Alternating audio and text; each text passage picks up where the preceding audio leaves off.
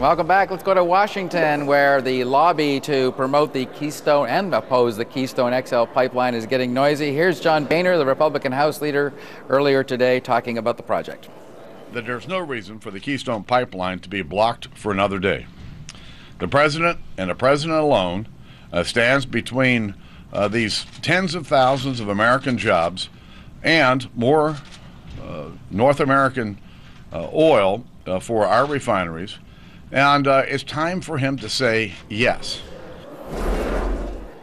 Well, Saskatchewan Premier Brad Wall has gone to Washington to help join the parade of people that are trying to convince the Americans to sign on to the project. He joins me from Washington.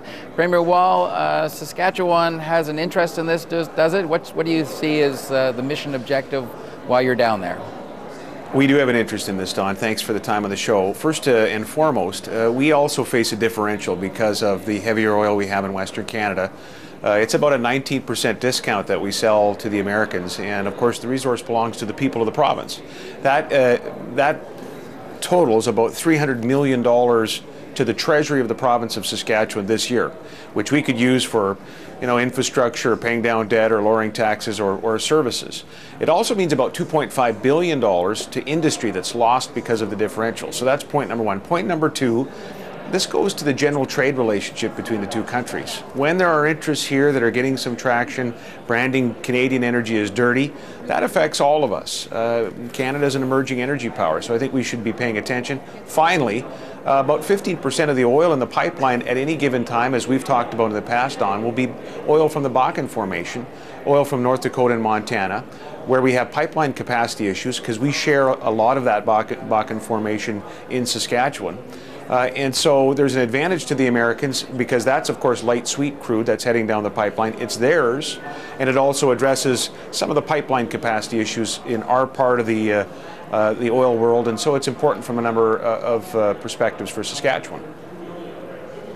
Okay, but are the Americans listening to political pressure from Canada? Because it seems to me it's primarily going to be a domestic and political issue down there. Don, I think that, prior to the election, when the economy was the number one issue, and arguably it still is here, but when it was the number one political issue, Canadian interests, the federal government, the provincial governments, companies were stressing the economic case for Keystone. The Speaker of the House, Speaker Boehner, was referencing the thousands of jobs, and we'll talk a little bit when we're down here about the GDP. But I think we need to now focus on the environmental side of things. The President will approve or not approve this project.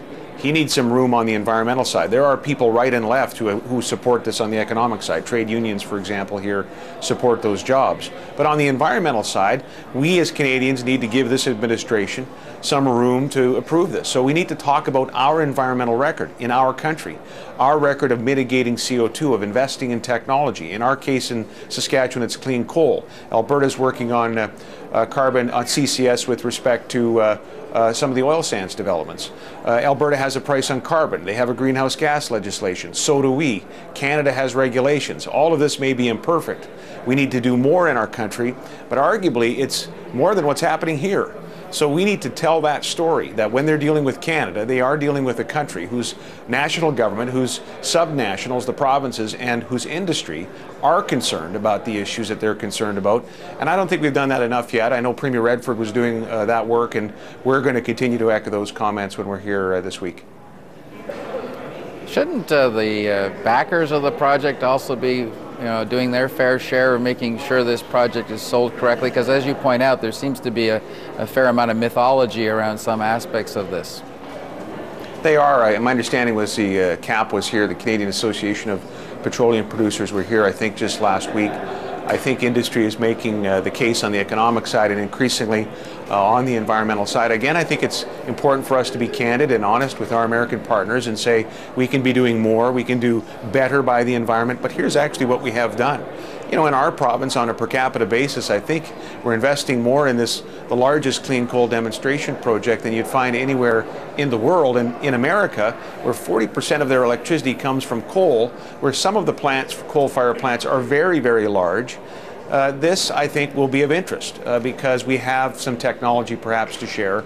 And it goes beyond just Keystone. It goes to a North American approach to energy and to addressing some of the environmental concerns. So we're looking forward to the meetings. I think we have about meetings with 15 legislators in both the House and the Senate on both sides of the aisle, and the Assistant Secretary of State, Carrie Lynn Jones, who's been handed the file on Keystone, and a couple of speeches and some media interviews. We're going to try to help the case for Keystone, but also focus a bit on the environmental piece that I think's been a bit missing up until now. Bottom line, and last question, and I'm almost out of time, but is that State Department report that came out last week, do you think that gave the project a boost towards approval? I think there is room for cautious optimism. I really do. They have basically said the same thing as the first report from the State Department, which said there's no real environmental concerns. Nebraska, of course, is now on side. That helps. But now, Don, there's a 45-day comment period. And so we ought not to be complacent. We need to be engaged in the market. We need Canadians here making the case. You know, it's been said that in the Keystone has caused there to be more Canadians in Washington since the NHL came to town all those years ago. But that needs to continue because we have to make the case and make sure the project gets approved. It is important for the country from an economic development standpoint. It's important fiscally, and I think it's important to the trade relationship.